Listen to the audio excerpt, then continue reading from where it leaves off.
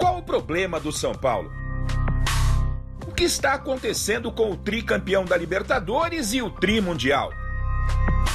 Essas são perguntas que não saem da cabeça do torcedor são paulino. Não é uma coisa fácil de se explicar. A gente parou de uma forma e voltou de uma forma totalmente diferente, quase que o oposto. O jejum de títulos aumenta a cada temporada.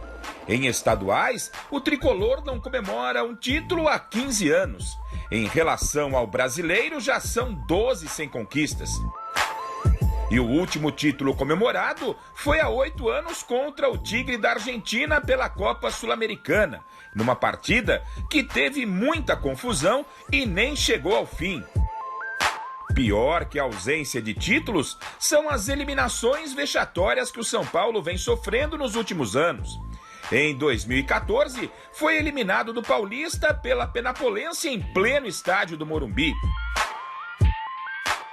Claro, tem essas desculpas que estavam em formação, estavam trazendo jogadores, né? Mas a gente não fez um grande campeonato para estar aí brigando por título. A gente tem que falar a verdade, né? E no mesmo ano, também caiu em casa na Copa do Brasil para o Bragantino. Em 2016, 2 cacetadas. Uma do Audax pelo Paulistão e outra na Copa do Brasil para o Juventude, que na oportunidade estava na Série C do Campeonato Brasileiro. Os problemas do campo que acontece, que está acontecendo agora no São Paulo, com a diretoria, comissão técnica e jogadores.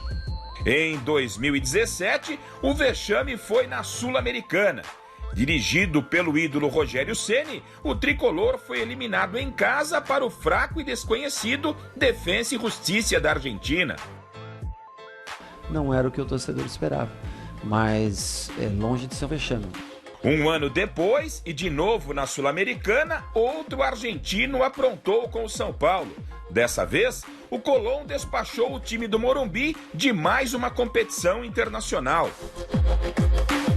Em 2019, além de perder o título paulista para o Corinthians, o tricolor também passou vergonha na Libertadores ao sair diante de mais um argentino, o quase desconhecido Tadieres. Nesse momento, o sentimento que domina é a frustração de não ter dado a nossa torcida. Era tudo que o nosso grupo queria, era sair daqui hoje com a classificação. E para fechar a conta, o São Paulo, em pleno Morumbi, foi eliminado no campeonato estadual pelo modesto e remendado Mirassol, que devido à pandemia teve que remontar quase toda a equipe com jogadores das categorias de base. E depois de mais um vexame, a diretoria confirmou a permanência do técnico Fernando Diniz e resolveu falar e tentar explicar o que nesse momento parece inexplicável. Foi um verdadeiro fiasco, o que nos causa uma revolta gigantesca, como a gente tem certeza que também é na torcida, mas uma revolta gigantesca, e agora cabe a gente trabalhar ainda mais e corrigir os erros para que isso nunca mais volte a acontecer, para que a gente não sinta esse sabor amargo e muito menos os torcedores.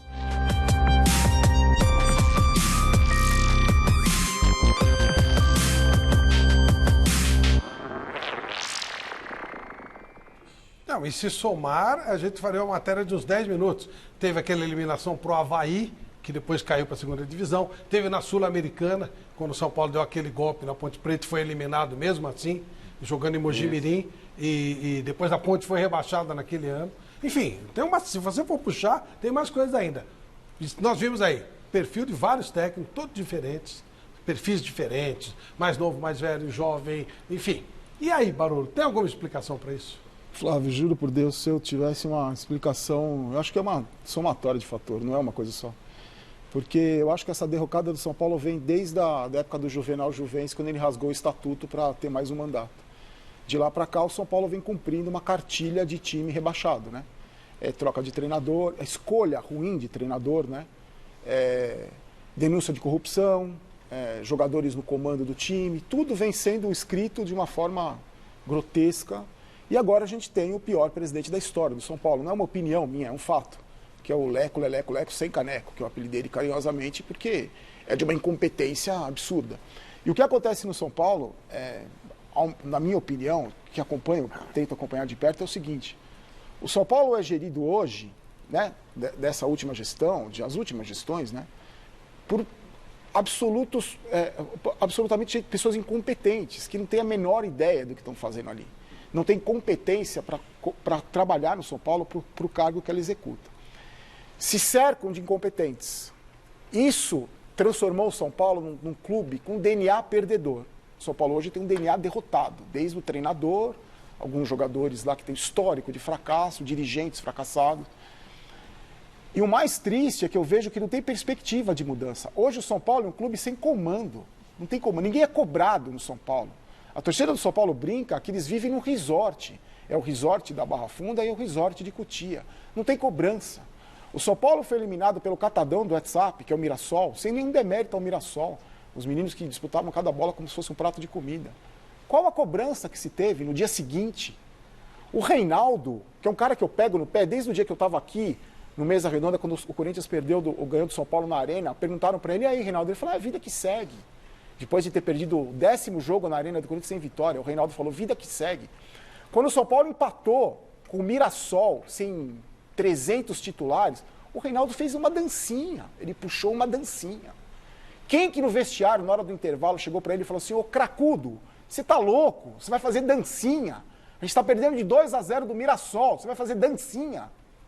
Quem que vai fazer isso? O Raí vai fazer isso? O Leco some, ele desaparece, não é um cara que dá cara a tapa. Quem vai fazer? O Pássaro vai fazer isso? Cadê o presidente do São Paulo?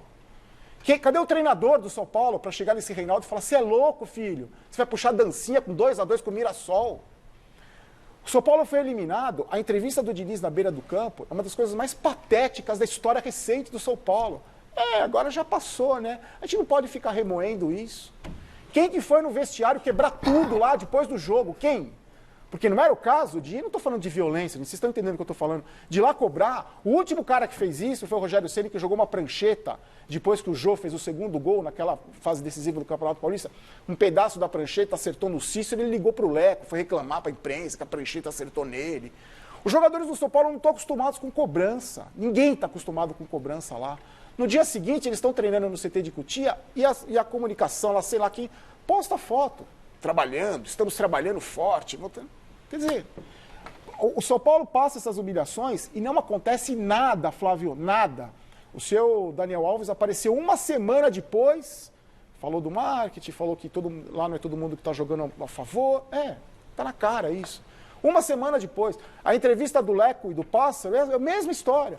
Agora é hora de trabalhar, Os jogadores blindados, ninguém cobra esses caras. A entrevista que eles deram, o Pássaro e o Raí, programada pela assessoria de imprensa, escolheram as perguntas ali, e não acontece nada. O São Paulo é humilhado, os rivais estão dando tapa na cara da torcida do São Paulo há tantos anos e não acontece nada.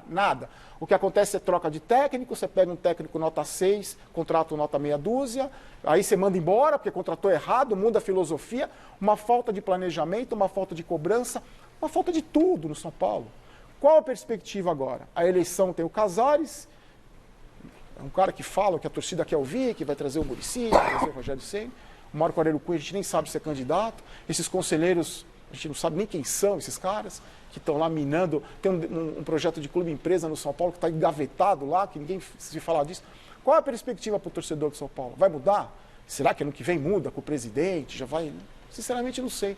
O que eu vejo no torcedor do São Paulo hoje é a falta de esperança em alguma coisa melhor. A falta de esperança. Aí as pessoas falam para mim assim, mas o São Paulo estava jogando bem antes da pandemia. Jogando bem. É líder de posse de bola e de chute a gol. O São Paulo perdeu do Santo André naquele dia que eu vim aqui discutir com o Diniz, empatou com o Corinthians, 0-0 no outro jogo. Fez 2-0 na Ponte Preta, tomou um gol, foi no sufoco. Ganhou no Oeste de 4-0, depois teve um bom jogo contra a LDU, que eu estava no Morumbi, jogou muito bem contra a LDU. Contra o Santos, ganhou, estava perdendo no primeiro tempo, ganhou porque o Santos teve um jogador expulso. Só. E aí, meu caro Barolo, o São Paulo traz, você falou, perdedores, e não dá para contestar, né?